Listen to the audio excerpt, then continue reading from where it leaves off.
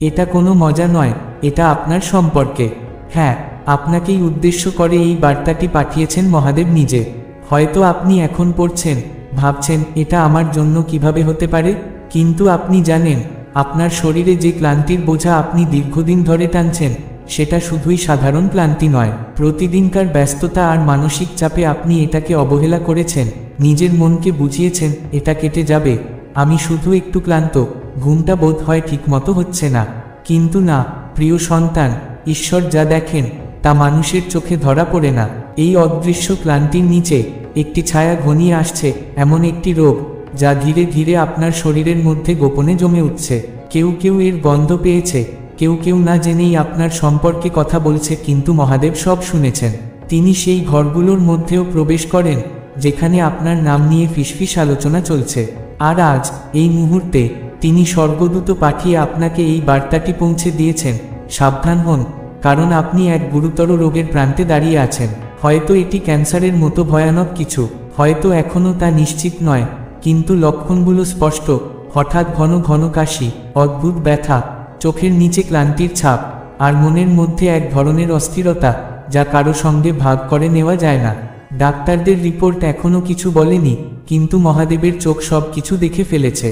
তার স্পষ্ট ঘোষণা, তোমার শরীরের উপর কোনো রোগ শিকড় গাঁথবে না, কারণ এই মুহূর্তেই তিনি সিদ্ধান্ত নিয়েছেন আপনি সেই সন্তান যার উপর তার আশীর্বাদ বর্ষিত হয়েছে।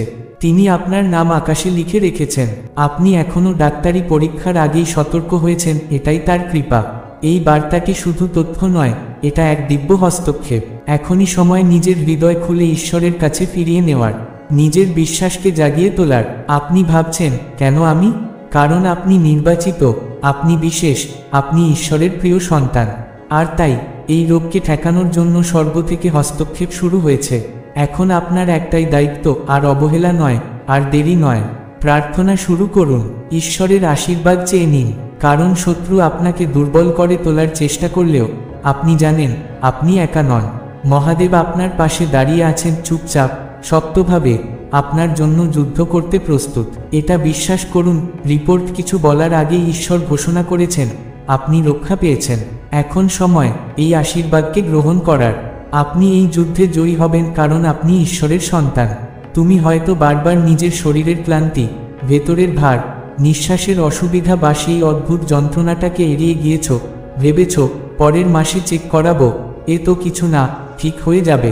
কিন্তু প্রিয় সন্তান, শত্রু চায় তুমি দেরি করতে থাকো, যতক্ষণ না অসুখটা তোমাকে নিঃশব্দে গ্রাস করে নেয়। তার ইচ্ছে ছিল যেন তুমি অনুশোচনা, ভয় এবং অসচেতনতার অন্ধকারে পড়ে যাও। কিন্তু ঠিক সেই সময়েই, সেই মুহূর্তে যখন তারা তোমার জন্য সেই ভয়ানক রিপোর্ট প্রস্তুত করতে শুরু করেছিল, তখনই স্বর্গ থেকে আদেশ নেমে আসে, না, আমার সন্তান এখন নয়। এই বার্তা ভয় দেখানোর জন্য নয়, এই বার্তা তোমাকে জাগিয়ে তোলার জন্য। কারণ তুমি যেই ইমারতটিতে একদিন চেকআপের জন্য প্রবেশ করবে, সেখানে একজন ডাক্তার, একজন নার্স অথবা একজন প্রযুক্তিবিদ হঠাৎ করেই তোমার দিকে অন্য চোখে তাকাবে। কেউ হঠাৎ থেমে যাবে, কেউ তোমার প্রতি একটু বেশি যত্নশীল হবে। এগুলো কাকতাল নয়, এটা ঈশ্বরের পরিচালিত প্রতিটি মুহূর্ত, যেখানে তিনি নিজের সন্তানকে রক্ষা করার জন্য বাস্তবের ভিতর হস্তক্ষেপ করছেন। তুমি ভাবছিলে এই কষ্টটা কেন কমছে না, এই ব্যথাটা কি সত্যিই কিছু? হ্যাঁ, এই ব্যথা, এই ক্লান্তি, এই রাত জেগে থাকা, সবই একটা অদৃশ্য যুদ্ধে অংশ। তোমার শরীর এক ধরনের আধ্যাত্মিক আক্রমণের শিকার হয়েছে, যার উৎস তুমি জানো না, যার লক্ষণ বোঝা কঠিন। কিন্তু আজ এই বার্তা যখন তুমি পড়ছ, তখনই আকাশের একদল দেবদূত তোমার শরীরের সেই স্থানটিতে হাত রেখে বলছে, আর নয়, এখানেই থামো। তুমি ঈশ্বরের সেই সন্তান, যার জন্য এখনো সময় আছে, এখনো দয়া আছে, এখনো আরোগ্য প্রবাহিত হচ্ছে, ঠিক তেমনই করে যেমন গন্ধক বা তেলের মতো করে শরীরের শিরায় প্রবাহিত হয়। কিন্তু প্রিয়, এটা শুধু শরীরের নিরাময়ের কথা নয়, এটা আত্মার পুনর্জাগরণের সময়। কারণ সত্য হলো, প্রার্থনায় তুমি ফাঁকি দিয়েছ, আত্মাকে অবহেলা করেছ, শৃঙ্খলাতে শৈথিল্য এসেছে এবং সেই ফাঁক বলে বিপদ প্রবেশ করেছে। তুমি একজন মন্দির, তোমার ভিতরে যা প্রবেশ করে, যা জন্ম নেয়, তা অত্যন্ত গুরুত্বপূর্ণ। এমন কিছু অভ্যাস, এমন কিছু খাবার, এমন কিছু সম্পর্ক, যেগুলো একসময়ে ক্ষুধা বা ভালোবাসা ভেবে গ্রহণ করেছিলে, আজ সেই রকম বিষই তোমার শরীর ও আত্মায় ঘুম ধরিয়েছে। কিন্তু এখন আর সময় নেই অবহেলার।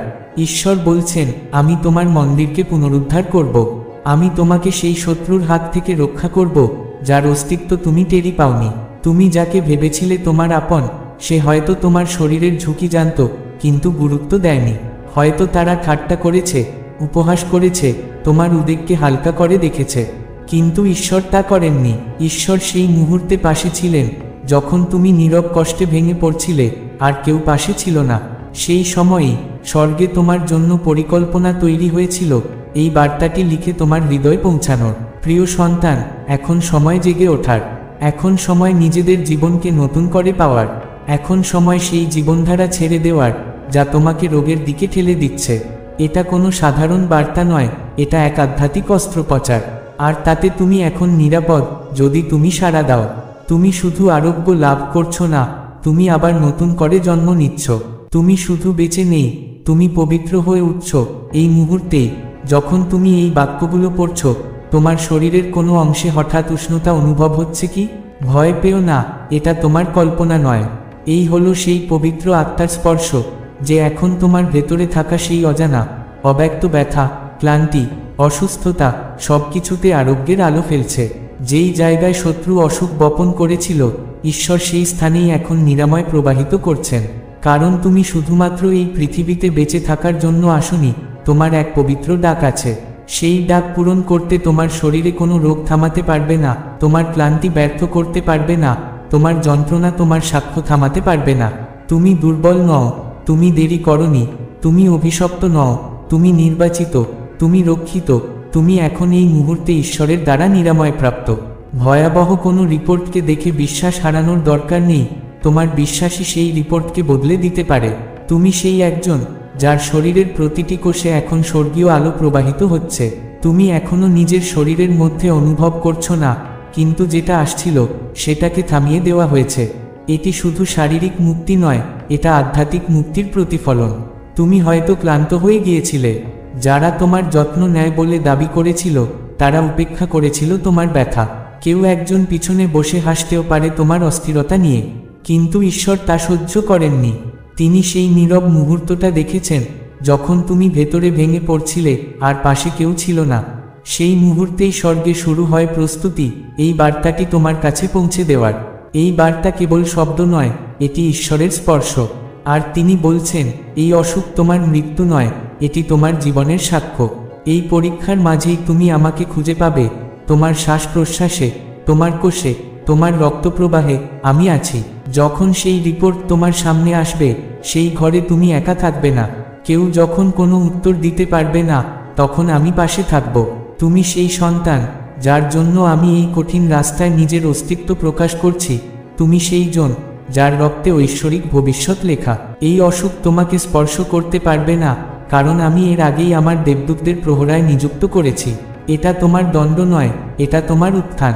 তুমি শুধু আরোগ্য লাভ করছো না, তুমি সাক্ষী হয়ে উঠছ সেই অসাধারণ চমকের, যেখানে মানুষের ভাষা থেমে যায় এবং ঈশ্বরের হাত স্পষ্টভাবে দেখা যায়।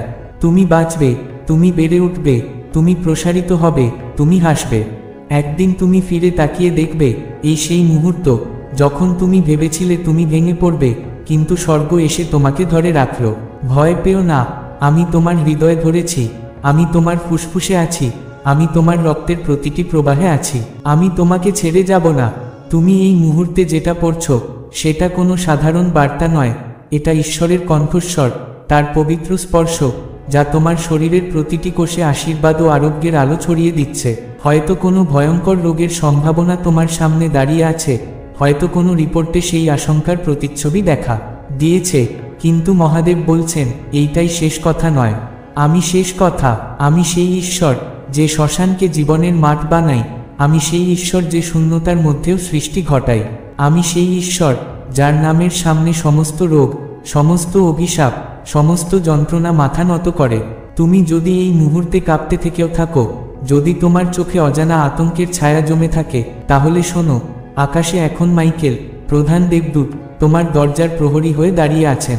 শত্রু যেটাকে তোমার পতনের অস্ত্র বানাতে চেয়েছিল, ঈশ্বর সেটাকেই তোমার উত্থানের সিঁড়ি বানিয়ে দিচ্ছেন।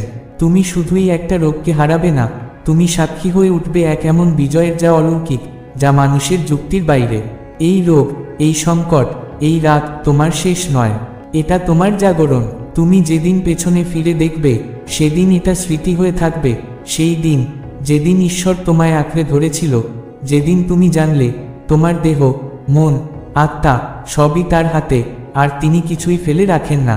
তুমি আবার হাসবে, আবার ভালোবাসবে, এমন একটা প্রশান্তি তোমার ওপর নামবে যা পৃথিবীর কোনো ভাষায় বর্ণনা করা যায় না।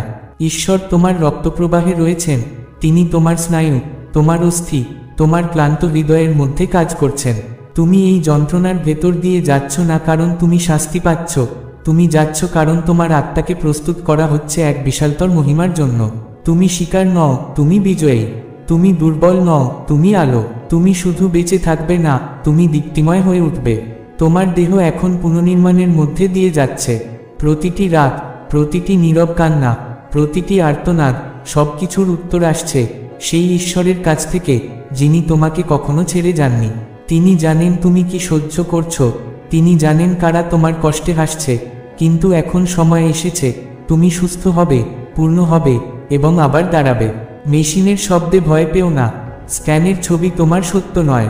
ঈশ্বর বলছেন, তারা শরীর পড়ে, আমি আত্মা জানি। তারা উপসর্গ বিশ্লেষণ করে, আমি উৎস ধরেছি। আমি তোমাকে আবার গড়ে তুলছি সেই জায়গাগুলো থেকে যেগুলো ভেঙে পড়েছিল। এই আরোগ্য কেবল তোমার হাড় মাংসের নয়, এটা তোমার আবেগের, সম্পর্কের, আত্মিক স্তরের। তুমি এটা ধাপে ধাপে অনুভব করবে, কিন্তু একদিন তুমি সম্পূর্ণ হয়ে উঠবে। আর এটাই কারণ তুমি এখন এই বার্তাটি পড়ছ। এই বার্তা কোনো কাকতালীয় মুহূর্তে আসেনি, এটা ঈশ্বরের স্পষ্ট ডাক, যে বলছেন, ডরিও না, আমি আছি। আজ নয়, কখনোই নয়, আমি তোমায় ছেড়ে যাব না। তুমি যে এই মুহূর্তে এই বার্তাটি পড়ছ তা কোনো কাকতালীয় ব্যাপার নয়, এটা স্রেফ একখণ্ড লেখা নয়, এটা স্বর্গের দ্বারা সাজানো, সময়ের সূক্ষ্ম সুতোয় বোনা এক মহাজাগতিক আহ্বান, যাতে তুমি জেনে যাও যে তুমি কোনো জালের মধ্যে আটকে পড়নি, তুমি এক সাক্ষ্যবাণীর ভিতর দিয়ে হাঁটছ। এই পথ তুমি একা চলছ না, তোমার আগে দেবদূতরা এসে গেছে, তারা তোমার পদচিহ্নের চারপাশে আলো ছড়িয়ে দিয়েছে। প্রতিটি পদক্ষেপ এখন পবিত্র, কারণ ঈশ্বর নিজেই তোমার পাশে হাঁটছেন। তারা যা দেখছে বলুক, তুমি সেই বলো যা তুমি বিশ্বাস করো। জীবন বলো, আরোগ্য বলো, তোমার শরীরের প্রতিটি কোষকে বলো, আমি ঈশ্বরের ঘর, আমি ভয়ের জন্য তৈরি নই, আমি বিশ্বাসের জন্য সৃষ্টি হয়েছি। নিজের রক্তের সঙ্গে কথা বলো, হাড়ের সঙ্গে কথা বলো, ঘোষণা করো, প্রভুর ক্ষতের দ্বারা আমি আরোগ্য লাভ করেছি। তুমি শুধু দেহ নও, তুমি মন্দির। আর যেখানে ঈশ্বরের আত্মা বাস করে সেখানে অসত্য, অপবিত্রতা থাকতে পারে না। ভয় আসবে, কিন্তু তা তোমার নয়। ভয় অসত্য বলে, কিন্তু ঈশ্বর সত্য নিয়ে আসেন। ভয় একা করে, ঈশ্বর কাছে টেনে নেন। তুমি ভেঙে পড়ছো না, তুমি ঈশ্বরের হাতে নত হয়ে পড়ছো, সেই হাত যারা কোনো কিছু একবার ধরে রাখলে আর কখনো ছেড়ে দেন না, সেই হাত যা অন্ধকে চোখ ফিরিয়ে দেয়, জলকে মদে রূপান্তর করে, যে হাত আকাশের তারা ধরে রাখে অথচ তোমার হৃদয়কে নিঃশব্দে জড়িয়ে ধরে। এই পরাজয়ের সময় নয়, এটাই তোমার নবজন্ম। তুমি কোনো রিপোর্টে সীমাবদ্ধ থাকবে না, কোনো ব্যাধির চিহ্নে চিরকাল দাগ পড়ে থাকবে না। তুমি সেই আলোকবর্তিকা হবে যার দিকে দেখে মানুষ বলবে, ঈশ্বর যদি ওকে আরোগ্য দিতে পারেন তবে তিনি আমাদেরও দিতে পারেন। শত্রু যা ধ্বংস করতে চেয়েছিল, ঈশ্বর সেটাকেই তোমার মাধ্যমে অন্যদের জন্য আশীর্বাদের রূপ দেবে। তাই সাহস ধরে থাকো, পালিও না, তার সঙ্গে থেকো, তার সঙ্গে এগিয়ে চলো। তুমি নিজের যন্ত্রণাকে বহন করতে পারো না, তুমি সেটা ঈশ্বরের হাতে দিয়ে দাও। যখন ওষুধে ক্লান্ত হবে তখন তাকে তোমাকে জড়িয়ে ধরতে দাও। যখন চারপাশ শূন্য মনে হবে তাকে তোমাকে পূর্ণ করতে দাও। ঈশ্বর তোমার ভয়কে ভয় পান না, তিনি তোমার সন্দেহে হতাশ হন না। তিনি কেবল আছেন সব সময় তোমাকে ধরে রাখার জন্য। তুমি খুব শীঘ্রই এক পরিবর্তন দেখতে চলেছ। তুমি বুঝতে পারবে তোমার শরীর তোমার শত্রু নয়, ও ঈশ্বরের স্পর্শে সাড়া দিচ্ছে। তুমি হয়তো এখনই কিছু অনুভব করছো না, কিন্তু বিশ্বাস করো, ঈশ্বর কাজ করছেন। প্রার্থনা চালিয়ে যাও, আলোয় নিজেকে ঘিরে রাখো, যন্ত্রণার মাঝেও উপাসনা করো। ঈশ্বর তোমার প্রতিটি নিঃশ্বাসে আছেন। তিনি তোমার ভয়ের গভীর গোপন কক্ষে গিয়ে উপস্থিত হয়েছেন, তোমাকে শুধু ব্যাধি থেকে নয়, সেই আশাহীনতা থেকেও উদ্ধার করতে যা তার সঙ্গে আসতে চেয়েছিল। তুমি ভেঙে পড়োনি, তুমি আশায় পূর্ণ, কারণ ঈশ্বর এখনও তার সিংহাসনে বসে আছেন এবং তোমার জীবনের পরিকল্পনাগুলো এখনও জীবিত। তুমি বেঁচে থাকবে, হাসবে, আবার সাহসে শ্বাস নেবে, এমনভাবে নবীকৃত হবে যা তুমি ভাবতেও পারোনি। এই মুহূর্তটাই এক অলৌকিক অধ্যায়, এবং তুমি এখন তার মধ্যেই দাঁড়িয়ে আছো।